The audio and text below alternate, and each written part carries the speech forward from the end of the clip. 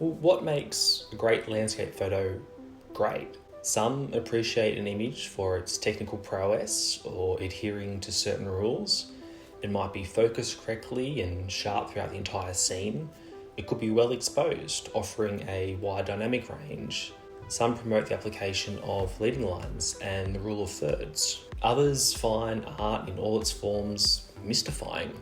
The image is great because it transports us or because it makes us feel something. But that's the effect of great art, not the cause. So the topic of what makes a great landscape photo is one that I've actually considered and reviewed for many years and that I'm still exploring. Recently I've found that there's a broad concept that sort of encapsulates many of those aspects of a great landscape photo. The trait common to many compelling landscape photos is the concept of transitions. Now, as with everything in art, there is no one-size-fits-all approach to great landscape photography, and nor should theories or techniques be too prescriptive, limiting our expression. But I want to explore the concept of transitions in their various forms and how you might practically apply the theory next time you're out in the field or back in your editing suite. Big to small transitions. How many times have you heard that photography is storytelling? In landscape photography, we often include foreground elements to compose the scene, to reference the surrounding environment. Why? Well, it's to enrich the scene we're communicating with our audience. If we're pointing our cameras directly at a grand waterfall or a bold sunset, great. But that's just a pretty snapshot. It's nice to look at, but rarely will it hold our attention. To do that, we must tell the richer story of the scene.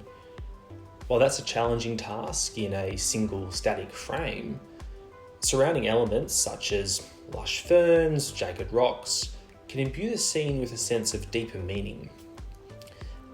These contextual elements help to direct attention, guiding the viewer through the image, transitioning from near, bigger elements to far, smaller elements. If we simply point our camera at the primary subject and let it fill 80% of the frame, the viewer's eye will jump straight to the single prominent element.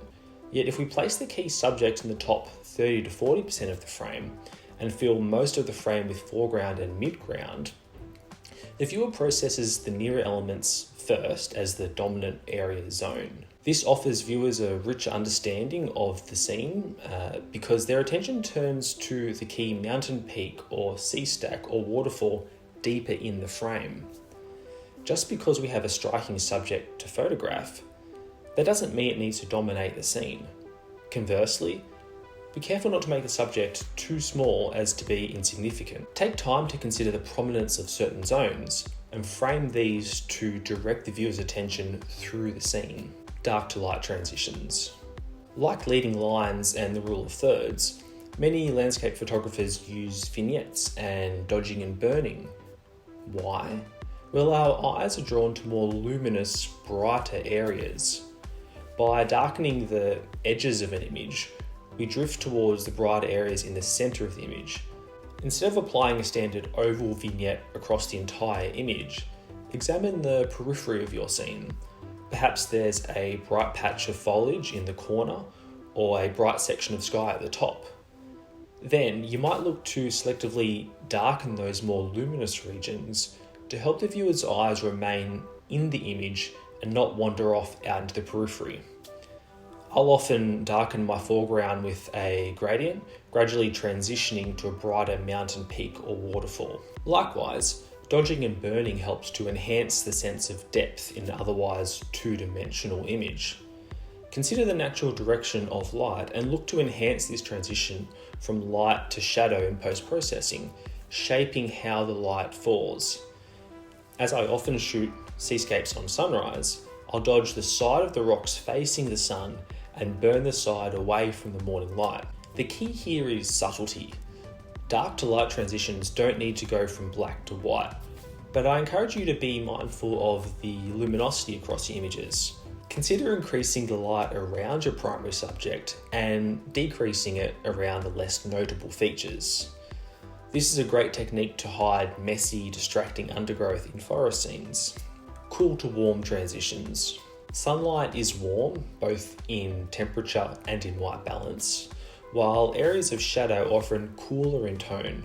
As with dark to light transitions, cooler areas tend to recede into the image, while warmer areas tend to be brought forward out of it. It's quite easy to enhance this natural colour separation in post-processing. Just don't get too carried away. Use luminosity masks in Photoshop or a luminosity range in Lightroom to try warming up the brighter areas and cooling down the shadows. The split toning module in Lightroom also achieves a similar global effect. This separation between light and dark helps to create greater depth through an image. For example, in a forest scene, you may want to cool down the less important undergrowth areas and warm up the brighter fern fronds to help them pop out of the scene. With the variety of colour combinations in landscape photography, there is no one-size-fits-all approach, nor is there a single way to achieve a certain effect.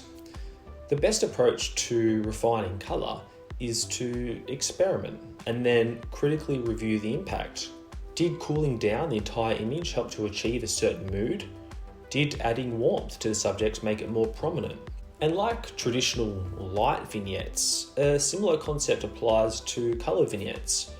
With our attention drifting towards the warmer areas in the scene, you may opt to cool down the periphery to prevent the viewer being drawn out of the photo. Final thoughts. Not every image needs or even suits the transitions outlined here. A luminous high-key image such as a tree in snow will be visually processed from light areas in the periphery to the darker tree branches in the centre of the image. But it's worth paying attention to how size, light, and colour transitions influence how our images are perceived. Likewise, transitions go beyond the three explored here. Sharp to soft transitions can also be used to enhance how your image is experienced. Sharpness naturally fades the further away a subject is. Just take a look at a distant mountain range next time you go hiking. So with your foreground and midground in focus, you might not opt to capture a frame focused at infinity and instead mirror that natural clarity transition. Likewise, when sharpening for the web, you might exclude sunrise clouds from the final sharpening process to draw more attention to the sharper foreground and guide that viewer's eye from near to far. All these techniques can help the viewer to spend more time viewing your work and directly actually affect how your images are processed.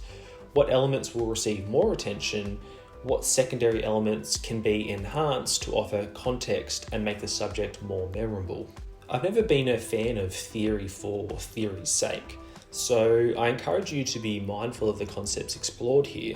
Not all are appropriate all of the time. Instead, take time to appreciate the influence of transitions and how our images are experienced. Take time to critically apply the theory, both in the field and in post-processing, in service of your creative vision. So thanks for watching. Hopefully you've learnt some tips on the theory side and also some practical applications that you can apply in your own images. And until next time, take care.